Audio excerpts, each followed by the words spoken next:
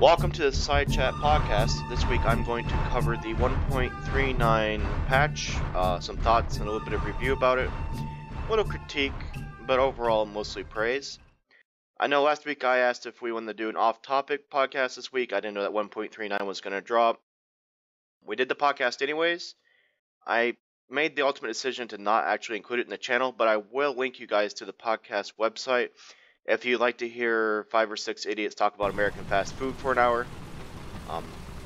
For a little bit of international guides, I think some of the brands and restaurants mentioned you probably won't recognize, but it's still pretty funny to hear a couple fat guys bitch about fast food, I think. But anyway, 1.39 finally happened, and overall, I am happy. It's better than I originally thought it would be, and I wanted to real quickly cover some points about it. The flight models across the board are better. I'm really happy this is the direction they're going to go. I'm on board. I'm glad they finally kind of listened to the community, or maybe this is where they're going all along, but they don't really share that, so props to them for going this direction. We finally have a somewhat proper P-38 flight model. I'll cover the P-30 a little bit later. We have Bearcat flight models for once that really should have been with the Bearcat since the plane was introduced. And now we're finally seeing what one of the best American prop planes can do. So, thanks. I mean, it's not a Space Cat anymore. It's actually rolling at high speeds and whatnot. So if you guys haven't flown that plane, definitely at least take a test flight with it. For Germany, I know I've heard the MTE-262s are better, and obviously the German jets are running away with everything. We'll cover that in a minute. And then Russia, not a lot kind of happened there. Some new iShacks and some of the Yaks had their previous kind of new flight models last patch, so everybody else is kind of catching up to that now. With the British, some great changes there. I am loving the Spit 22s. Haven't flown the Spit 24 yet. Haven't unlocked the new Mosquito. The other Spitfires still seem a little wonky at churning at high speeds and whatnot. Their flight model still needs some fixing, it looks like. But overall, most of the planes are being reeled back in from runaway flight models. And then Japan, the Ki-84, I actually want to fly the thing now. It's actually becoming one of my new favorite planes besides the low velocity cannons on it. I'm actually digging the Ki-84, which I originally didn't really care for. So, good job, Gaijin. Want to go through real quick, and I guess we'll address every country. It seems that US and Russia and the new battle ratings have slid down 1 to 2 years, or even 3 years in some cases, on everybody else. So you're seeing a lot of runaway with the American matches, like the P-38, the P-47s, the Hellcats, the Buffalo. There's a lot of planes that are sitting in the battle ratings that they shouldn't. And I know that they fixed what I was kind of talking about in the last matchmaking podcast, how there was a 2.0 player efficiency rating that could fluctuate. Well, they cut that back to 1. And I've been double checking it every time I've been suspicious, and yes, it is only going up 1 whole battle rating. Problem being is that 1 whole battle rating at times can seem like 4 to 5 years of airplane development. And with the new introduction of flight models like the P-38, which gave it its proper flight model, it's a 1943 plane facing 1939 BF-109s. And this plane, little backstory, I love tailspin. I love the fort tail design. I love the P-38 since I first laid eyes on it when I was like a young boy playing the original Jane's Combat Flight Simulator. That was my favorite plane. And so I actually bought the $50 Pacific Pack to fly the XP-38.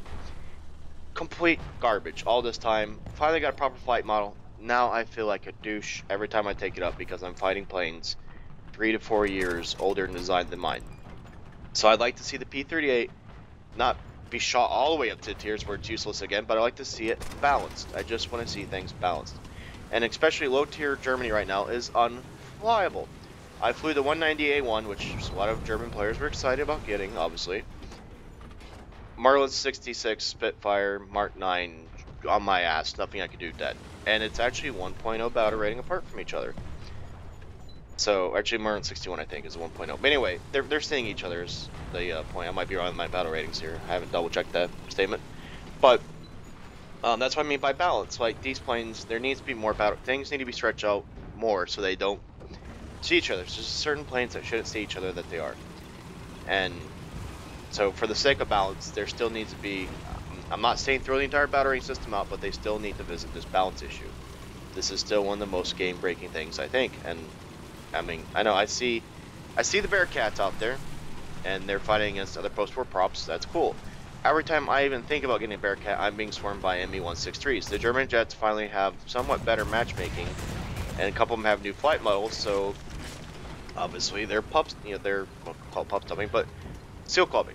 That's been a big issue since this patch went live. And part of it's on the players for all jumping on these jets and abusing this, you know, kind of endgame, call it bug or oversight. But on the other half is Gaijin's letting them. So, you know, it's just, once again, can't fly the Tempest Mark II, can't fly the Bearcat 1B. Still don't have a proper place for it. But hands down, this might have been the best patch ever. The patch rollout itself was better. I know a lot of people who quit during 1.37 who actually tried to either update or install for 1.39. Took them 8-10 hours, it seems like, and it wasn't their internet, it was just the servers being slow.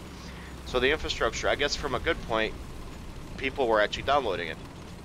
And the servers actually held up better than they did 1.39. There was no crazy matchmaking cross-nation stuff like we saw the day of 1.37. So that was actually, I'd say, a decent patch rollout. And I assume this is going to be probably the last big airplane update we're going to have until Ground Forces rolls out. So props to them. I hope it keeps going in this direction. Thank you, Gaijin, for working hard on this and everything. They're also being a little bit more open with the new stuff they're working on, which once again I am all for video games being transparent. Video game companies being transparent. For the main reason is that we are the people who pay for the video games. We buy, it's a free-to-play game. We buy the new content. We buy, we're paying premium. We're basically paying a subscription. I mean, it's not a subscription-based game, but for those of us who buy premium, it's important to us to see what's coming down the line. And they've been kind of secretive in the past, or they'll announce something and then the next week it happens. They're keeping stuff close to the vest, and I can kind of understand that, but I kind of don't agree with that either. So for the first time, for the first time I've seen anyway, they're doing a really early work in progress thread on the forums. This is the stuff that you get your community excited about, you get them discussing, and and it makes people happy. And it keeps people interested in the game long term. There's two USB 25s coming down the line. There's two new ME-262s coming. There's a new MiG-3, and then there's a I-185-71 Eidolon. If anybody knows what the hell Eidolon is, I know Walrus would like to know as well. And then there's two new Spitfire 14s and a new Spit 18 and a Sea Fury. The Sea Fury, tons of people are excited for it. So I'm glad that they're showing, they didn't put a date on this stuff, but they're showing what is coming next in the game. And that keeps your interest, that keeps your hype, that keeps your excitement. That's a good move on their part. So I'll keep this podcast short. That's all I wanted to say off my chest. I know a lot of you requested that we do a 1.39 kind of overview.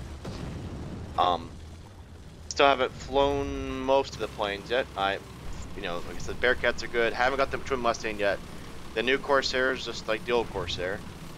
What else is there? I'm thinking off the top of my head. The Canon iShack's fun. The new iShacks are fun.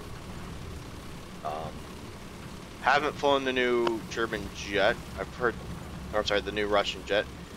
The German A1 is, like I said, I got complete pub stomped in it, and I don't think it's performing right, but I can't stay alive long enough to make up my decision if it has a playable flight model or not. And then the British Mark 22s are awesome. I can't wait to get to Mark 24. They should be pretty much the same aircraft. I know their flight models aren't finished, but still I'm having fun in it. And I hate Spitfires. I honestly do. So, first Spitfire that I actually enjoy playing. And then on to Japan. The Ki-84s are awesome. I've flown the new A6M2. Feels like the old A6M2. There's not much difference there, but I do like the A6M2, so I'll be happy with another variant of that. And then there's new Japanese Sabre, which we'll see how that goes, I guess. Not sure what we're going to talk about next week. I might do something historical based, or we might just discuss another War Thunder kind of in-game thing. Like I said, check out the Fast Food podcast, which will be linked in the bottom on the description. And everybody have a great week. Thanks for listening.